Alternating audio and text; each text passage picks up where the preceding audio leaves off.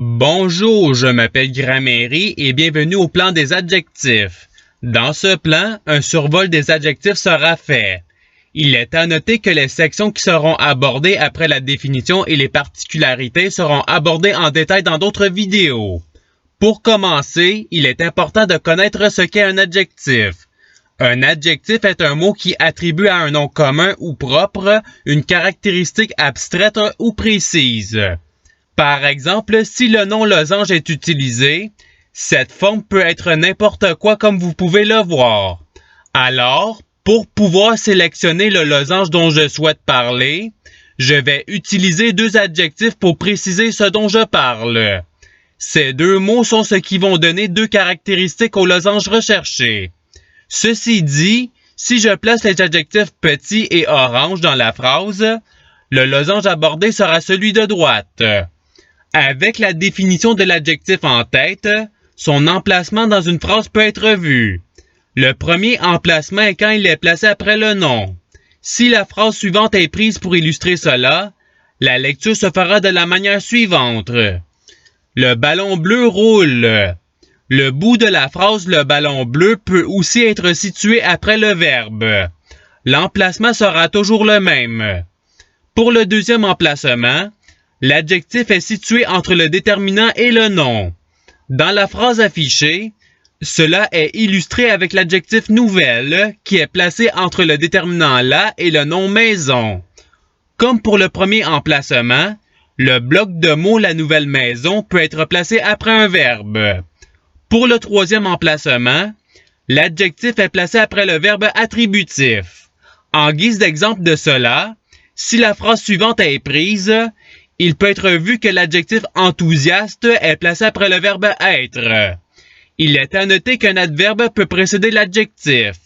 Si la même phrase est prise mais que l'adverbe très est inclus, l'adjectif sera déplacé vers la droite.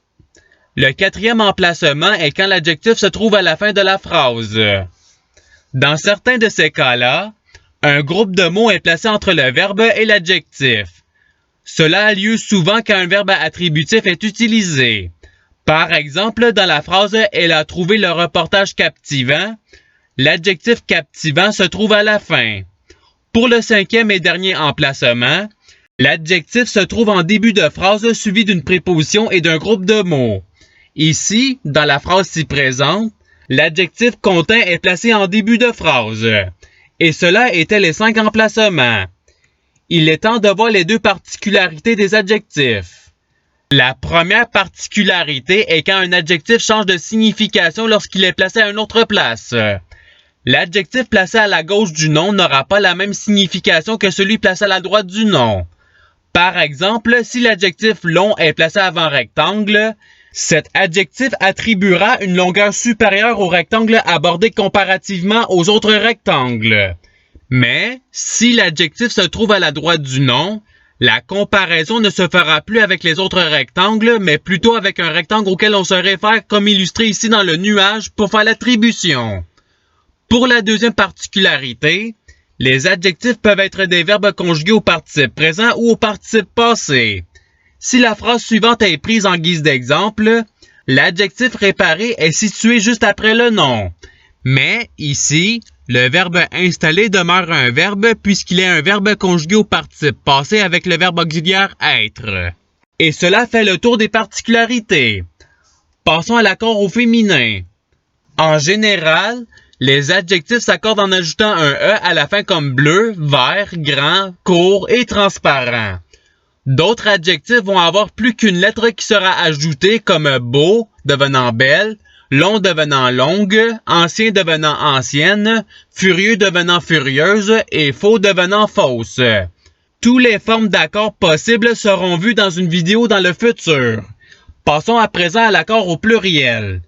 Il y a beaucoup d'adjectifs qui s'accordent avec l'ajout d'un S à la fin. Pour nommer quelques exemples, il y a chaud, triste, sportif, large et faible. Par contre, d'autres adjectifs devront avoir une ou plusieurs lettres à ajouter ou bien aucun ajout. C'est le cas pour les adjectifs égal, fameux, buccal, jumeau et japonais. Et c'est tout pour les accords. Passons finalement aux catégories des adjectifs. Les adjectifs se retrouveront dans 4 grandes catégories. Les adjectifs relatifs au groupe, les adjectifs relatifs à l'être vivant, les adjectifs relatifs aux caractéristiques et les adjectifs relatifs aux actions. Chacune de ces catégories, sauf pour les actions, se subdiviseront en sous-catégories. Elles seront abordées dans des vidéos futures.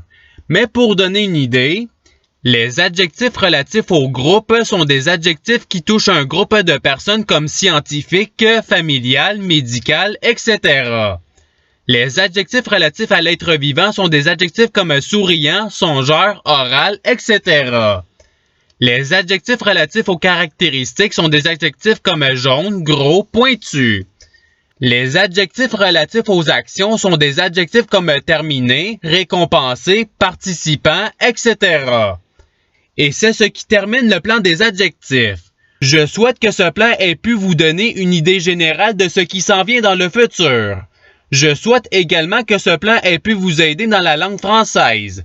Si vous le voulez, il y a des capsules et des plans sur d'autres sujets qui vous attendront sur ma chaîne. Cela dit, je vous souhaite une bonne journée ou soirée. À la revoyure!